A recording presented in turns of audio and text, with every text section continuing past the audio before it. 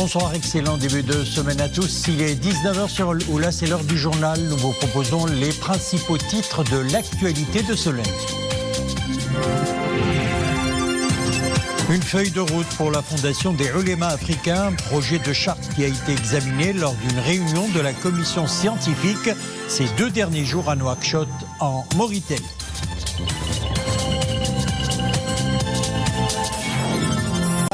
C'est le nom d'un programme de formation de porteurs de projets, programme qui s'étale sur plusieurs semaines et qui met en avant une vingtaine de porteurs de projets originaires du monde rural dans la région de Marrakech-Safi. Et puis désormais les jetons du secteur des peintures du bâtiment sont bannis du marché marocain. Ministère de tutelle et professionnels ont convenu d'en finir une fois pour toutes de cette pratique qui nuit autant aux consommateurs qu'aux fabricants.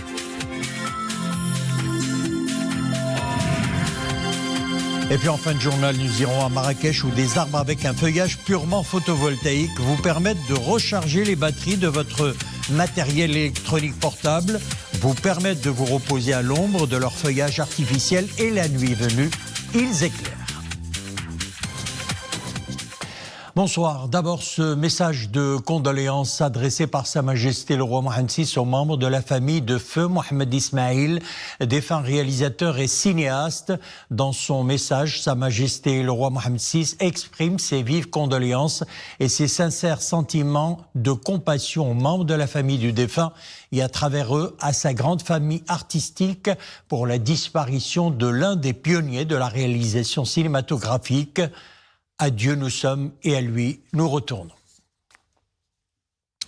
Direction Nouakchott qui a abrité sur 2 jours les travaux d'une réunion de la commission scientifique de la fondation Mohammed VI des Ulémas africains. Réunion axée sur un projet de charte des Ulémas africains. Mohamed Ekelchka. C'est la première fois que la commission scientifique de la fondation Mohammed VI des Ulémas africains délocalise ses débats. Et c'est pour l'examen d'un projet phare, une charte des Ulémas africains. Ce projet de charte a déjà fait l'objet de plusieurs études. Nous en poursuivons l'examen. Nous sommes honorés d'être accueillis par la section mauritanienne de la fondation. L'élaboration de la charte est confiée à des érudits et experts africains. Elle porte sur 5 axes, la science et les érudits dans le contexte africain, la préservation des grandes constances religieuses africaines, les valeurs islamiques et la protection du commun religieux, et enfin l'Afrique, perspective et aspiration.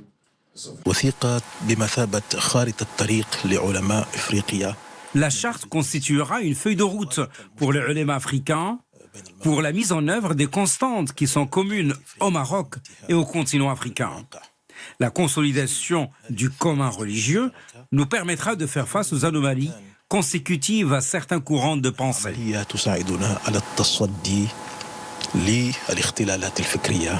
Cette réunion de Nouakchott a connu la participation de ulémas du Maroc, du Tchad, de Mauritanie, du Burkina Faso, du Mali, du Nigeria, du Soudan, du Sénégal et de la Tanzanie. Booster l'entrepreneuriat rural, un programme met en avant une vingtaine de porteurs de projets originaires du monde rural dans la région de Marrakech-Safi. Ça se passe à Ben Guerir. Pendant 4 semaines, le village offre un accompagnement personnalisé à ces entrepreneurs pour monter leurs projets. Reportage Amina Allam, Mu'tasim Bilal Bouazaoui, Mariam El Messi. L'aventure peut commencer pour ces 5 porteurs de projets. Arrivés à Ben Guerir, ils participent à leur toute première séance de mentoring.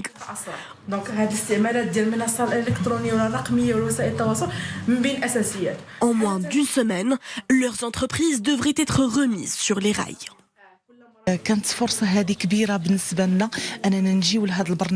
Faire partie de ce programme est une belle opportunité. Les coachs nous aident à tirer vers le haut nos standards de gestion, améliorer nos techniques de vente. Ces notions révolutionneront certainement nos méthodes de travail.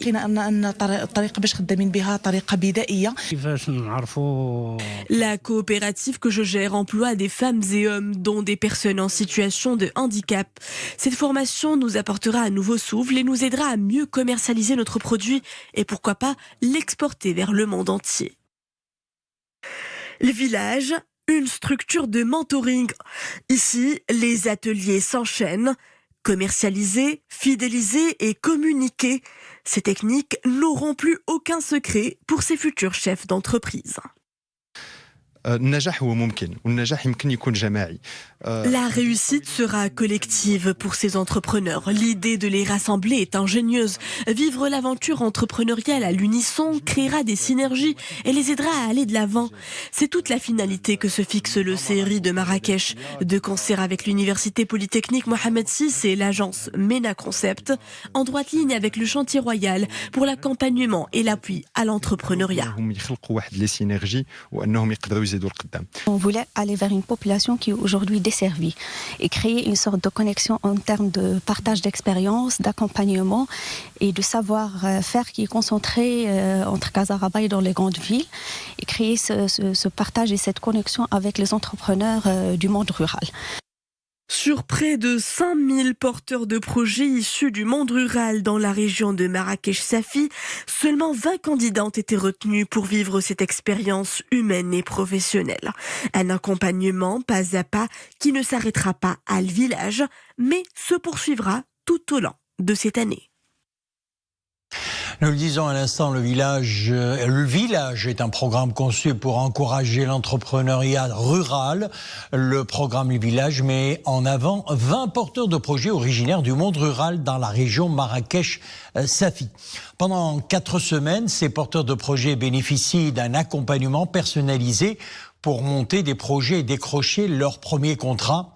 Pour un éclairage sur ce programme, nous avons en direct avec nous depuis Marrakech, Mohamed Amin Sabibi, directeur du pôle impulsion économique et offre territoriale, le Centre régional d'investissement Marrakech-Safi. Bonsoir.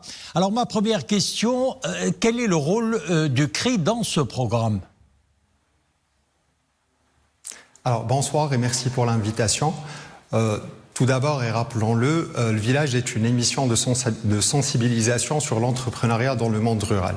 C'est un concept inédit au Maroc. Alors tout d'abord, inédit par sa forme, puisqu'il vient combiner un format de télé-réalité et de coaching, en l'occurrence cette fois-ci du coaching entrepreneurial, et inédit aussi par le fond, puisqu'il s'intéresse à l'entrepreneuriat dans le monde rural.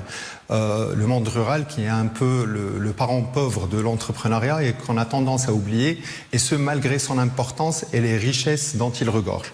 Alors aujourd'hui, la contribution du Centre régional d'investissement de Marrakech-Safi et son apport, nous apportons une expertise technique, nous apportons un savoir-faire dans l'accompagnement entrepreneurial et dans l'assistance aux petits porteurs de projets. Cette expertise, ce savoir-faire, nous l'avons acquis dans un temps record, et ce depuis la réforme des centres régionaux d'investissement sous l'impulsion de Sa Majesté le roi Mohamed VI, que Dieu l'assiste, et la loi 47-18 qui est venue un peu donner de nouvelles missions, de nouvelles attributions à ces centres régionaux d'investissement. La petite entreprise, les jeunes porteurs de projets et l'entrepreneuriat sont au cœur aujourd'hui de ces nouvelles missions, de ces nouvelles attributions.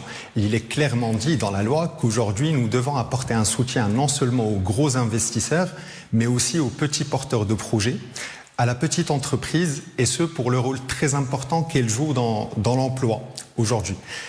Et donc dans ce sens, nous avons voulu partager un peu et porter un message d'espoir, montrer le travail de terrain que l'on fait, et aussi montrer aux Marocains qu'il est possible de réussir. Et malgré toutes les contraintes et quelle que soit la situation. Alors depuis le 10 de ce mois, ce programme est diffusé sur le web à travers des capsules vidéo. Alors quel est le contenu et est-ce qu'il y a des sortes de primes éliminatoires ?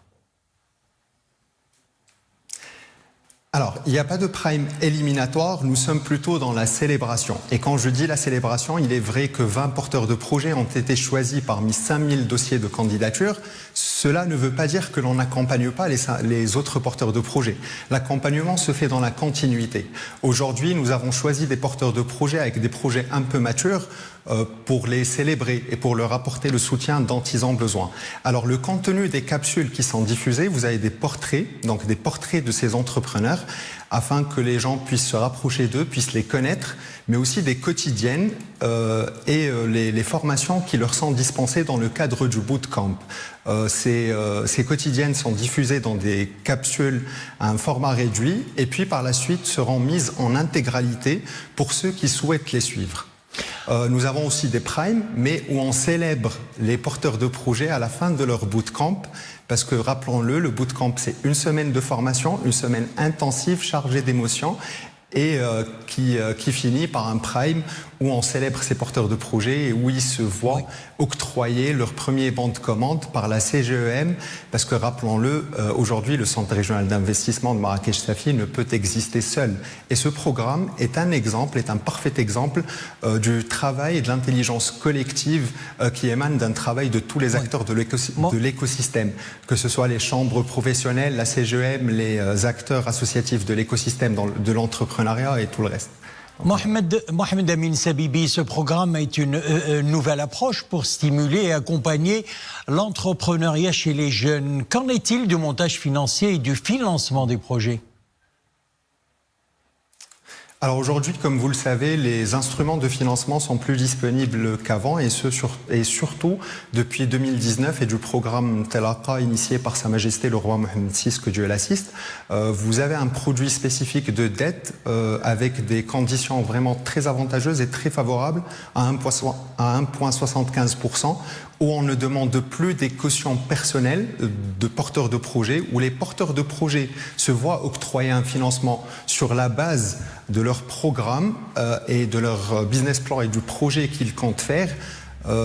Donc un instrument de financement est spécifique au monde rural, c'est Intelaq al-Mustamir al-Qabawi. Et nous avons aussi la chance, ici, dans la région de Marrakech-Safi, dans le cadre du programme de l'insertion économique des jeunes, d'avoir une composante où les jeunes porteurs de projets se voient, dans le cadre de comités provinciaux de développement économique qui statuent sur des projets, se voient octroyer des subventions jusqu'à 200 000 dirhams par porteur de projet, où on vient un peu renforcer les capitaux de ces petites entreprises avant qu'elles partent s'inscrire un peu sur le parcours d'un Telaka et du nouveau financement bancaire innovant à l'attention de ces jeunes porteurs de projets. Mohamed Amin Sabibi, merci d'avoir répondu à nos questions. Je rappelle que vous êtes directeur du pôle impulsion économique et offre territoriale, Centre régional d'investissement Marrakech-Safi.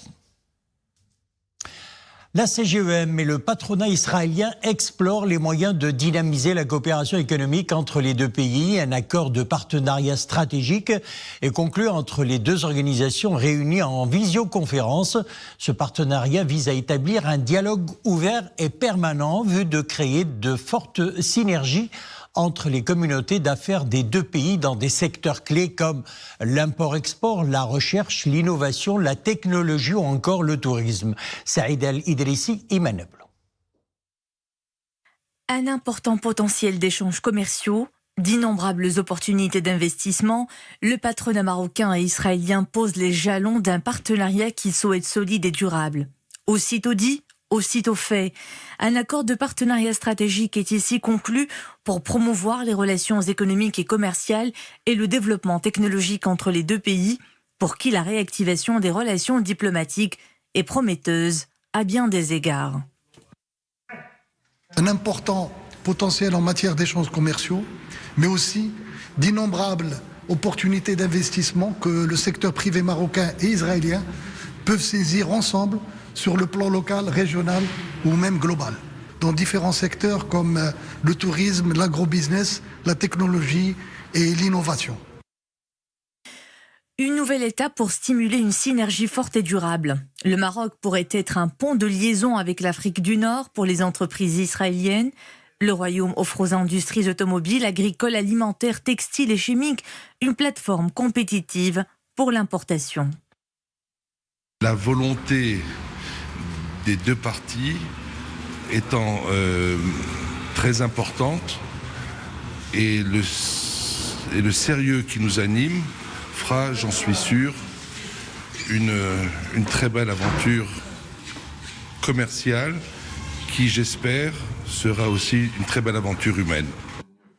Dans le cadre de ce partenariat stratégique, la CGEM et The Israeli Employers and Business Organization ont mis en place un conseil d'affaires bilatéral afin de promouvoir la coopération entre les deux secteurs privés, notamment à travers l'échange de missions commerciales, l'organisation d'événements B2B et l'implantation d'entreprises marocaines en Israël et d'entreprises israéliennes au Maroc. Le jeton désormais banni du marché marocain dans le secteur des peintures du bâtiment. La pratique du jeton sous toutes ses formes, ticket à gratter, point de fidélité, carte à points, applications informatiques et autres pratiques sont interdites. Le ministère de l'Industrie, du Commerce, de l'Économie verte et numérique a informé aujourd'hui les professionnels, les fabricants du secteur. L'interdiction s'inscrit dans le cadre des mesures édictées par la loi 3108 pour la protection du consommateur et de la liberté des prix et de la concurrence. Explication avec un professionnel du secteur et explication également du ministre de tutelle. Nous avons convenu avec le secteur un arrêt à partir du 8 mars de mise des jetons dans ces seaux-là. Et à partir du 30 avril, les jetons ne seront plus utilisables ni valables pour être rémunérés. Ceci est important parce que dans le cadre de la protection du consommateur, on ne peut pas admettre davantage une déviation du prix de la peinture payé par le consommateur au profit d'un tiers qui n'est pas déclaré. Donc ceci est définitivement derrière nous, réglé. Nous avons émis un avis aujourd'hui pour l'arrêt définitif du jeton et signé des accords avec l'ensemble du secteur pour la mise en application de la loi qui, elle, interdit ce type de pratique. Aujourd'hui, nous tournons la page et nous sommes dans une dynamique de progrès, d'élimination du jeton qui représentait sincèrement un concert pour notre profession. Et l'association des fabricants de peinture va peser de tout son poids pour regrouper en son sein la majorité des fabricants de peinture, trouver des objectifs qui nous réunissent et faire évoluer ce secteur dans le but que le consommateur ait le meilleur rapport qualité de prix et prix en termes de peinture. Lutte contre l'épidémie du Covid-19 à présent. À ce jour, 4 264 761 personnes ont été vaccinées pour ce qui est de la première dose et 2 516 742 autres personnes ont reçu leur deuxième dose. Et pour ce qui est de la situation épidémiologique, 125 nouveaux cas confirmés durant ces dernières 24 heures, 2 décès et 305 nouvelles rémissions. Les cas actifs s'élèvent à 3 508, dont 25 sont sous intubation. La parité en politique, un impératif pour l'efficacité de l'égalité, c'est le thème d'une rencontre organisée à Rabat par le Conseil national des droits de l'homme. L'évolution est palpable, mais beaucoup de chemin reste encore à faire. Les participants à la rencontre se sont penchés notamment sur le rôle de la société civile dans la promotion de la parité et celui des médias.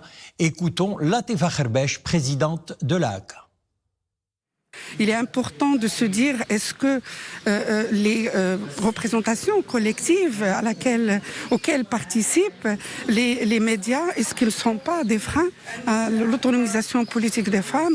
Il est important aussi de se dire que la société marocaine a besoin d'une visibilité des femmes dans le champ public pour qu'elles aient une idée très précise sur les compétences des femmes, sur leurs itinéraires professionnels, sur leurs valeurs ajoutées. Mais attention, il ne faut pas responsabiliser les seuls médias par rapport à cette question, parce que la culture de l'égalité citoyenne et la parité se construisent aussi dans d'autres espaces de socialisation. Il est désormais possible de siroter un thé à la menthe en rechargeant son smartphone sous un arbre solaire. C'est possible à Marrakech, à 2 pas de la place Jamal Fna. Fabriqués à base de feuilles photovoltaïques, ces arbres emmagasinent l'énergie solaire pendant la journée afin d'éclairer aussi le soir. Une nouveauté qui permet également aux touristes et aux habitants de se protéger du soleil. Reportage Soumia Belayachi, Hassan Mskour et Oumaima Rabli. Le soleil brille de 1000 feux dans le ciel de la ville ocre. Une énergie dont se nourrit le e-tree.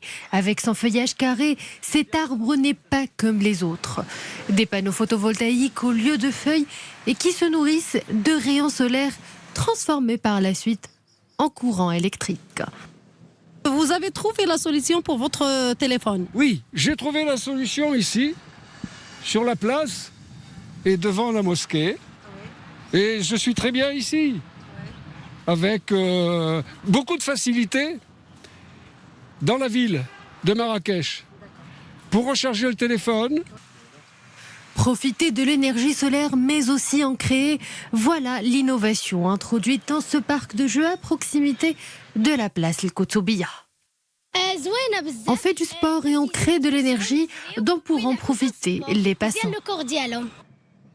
Une prouesse écologique qui a fait son entrée dans la ville depuis 2017, quelques mois après la COP22. Voilà, c'est la fin de notre édition. Merci de l'avoir suivi. L'info revient à 21h. Excellente soirée. À demain.